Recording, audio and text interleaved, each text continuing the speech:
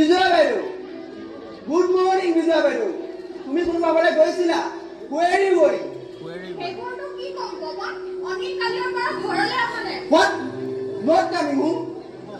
নিশ্চয় কোনোবা বন্ধুৰ ঘৰত আছে কি তাৰ আটাইকেইজন বন্ধুৰ ঘৰত খবৰ সিহঁতে তাৰ কথা একোৱে নাজানে নাজানে তেনেহ'লে বুজিলো অনিল পুলিচৰ জিম্মা putting in lock up lock up not tensioning খুৰা এই গুৰুৰ লগত পুলিচ অফিচাৰজন বৰ ভাল মই গুৰুক লগ কৰোঁগৈ যি কৰা সোনকালে কৰা বাবা চিন্তা নকৰিবা বাইদেউ just going and just coming Anil